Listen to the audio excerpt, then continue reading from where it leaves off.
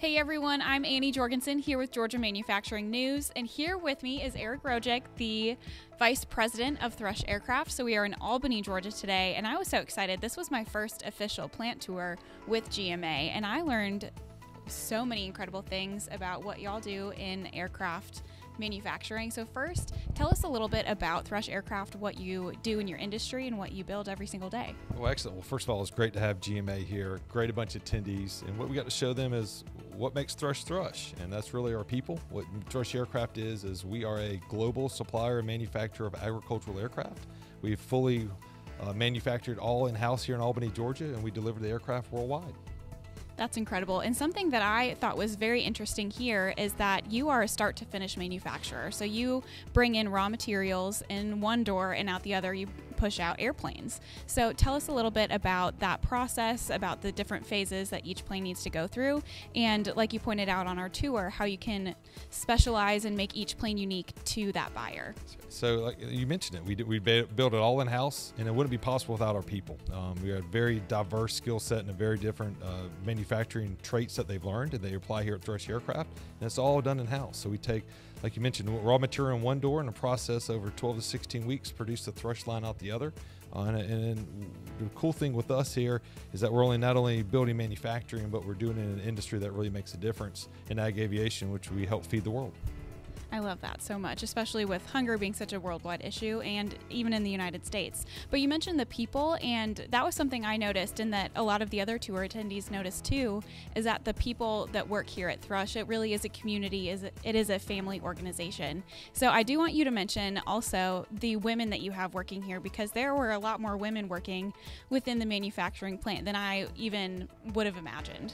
Well, it's this South Georgia trait. We're all family down here. So whether you're an employee, no matter what skill set, you're all part of the Thrush team, the Thrush family. And we have a very diverse workforce. You know, females are a very skilled, precision attributes in regards to the workforce, and they're able to apply that to here every day. So we're very proud of the fact that we're one here in Albany, Georgia, and the workforce that we provide is very diverse. And that's who we are as a company, and it's really kind of where we are as manufacturing moving forward, is the various type of skill sets and people that really make manufacturing successful.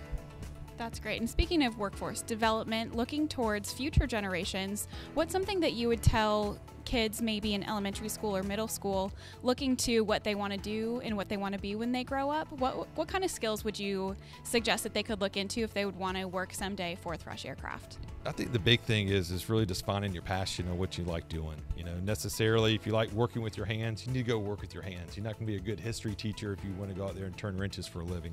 So really try to find your passion, try to find what really gets you fired up each day to live your life and go to work and really apply that there. And that's what's been cool here at Thrush. Whether you're an engineer, a machinist, an assembler, an IT director, you're able to provide those variety of different skill sets here at Thrush Aircraft. You really do have everything in-house, don't you? It's full turnkey, and that's we're able to control it with our quality, with our people, and that's something we're very proud of.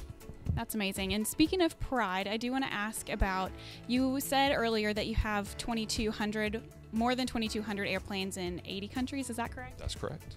So talk a little bit about the different revenue segments is what you call them, but the different industries that you work with that your aircrafts go on to benefit.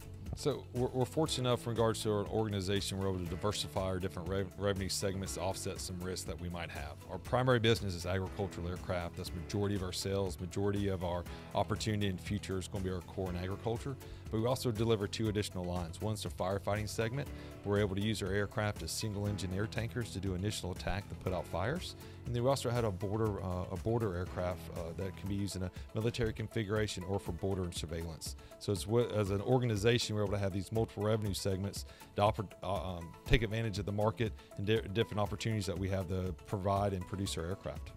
That's amazing. And putting you on the spot here, but is there any other segment that you're interested in diving into in the near future? Well, those are the really ones that we're trying to focus on now. So the big thing is we're manufacturing. We got to be efficient. We got to take costs out of our manufacturing. As some of the challenges moving forward in regards to tariffs and where material prices are going to be, our really focus on right now is to streamline our manufacturing and really keep the costs as minimal as possible. Great. And so what are some issues, challenges that you faced within the manufacturing industry, and what advice can you give to maybe some of our viewers that you could offer them advice of how to solve those problems or solve those challenges, attack them head on? I think one of our big challenges here is just we do have a diverse workforce. We don't have one particular skill set for all of our positions to be able to, when we ramp up, when we grow, to be able to meet those staffing needs for all of our positions. And those rely heavily on schools, universities, and really the infrastructure that provide the city and local government. So that's a big thing for us as we look to expanding, knowing that we have the capabilities of our people. It's all about the people that make it happen. And I think really for the workforce is really just getting your plan, doing your strategy in place, and really executing it. I think some of our challenges that we've had in the past was not really having a necessary strategic plan and focusing on what's really going to make Thrush successful, and really start to narrow that in, and you start to realize, hey, this is what the pieces that need to be done, and this is what we are, who we are today is because of the necessary market intelligence, strategic planning that all took place many years ago. And I do want to end on more of a personal note. So what does working for Thrush mean to you? Why do you love your job, and why are you excited to come every single day to work? Oh, we have good employees, but I think what's even better than our employees is really our customers. They're just real people, small business owners that go out there and make a difference each day. And whether it's putting more food and fiber on the table or even spraying some of these famous South Georgia mosquitoes, is part of an industry that makes a difference. Well, thank you so much, Eric. Again, this is Eric Rojek, the Vice President of Thrush Aircraft, and I'm Annie Jorgensen with Georgia Manufacturing News.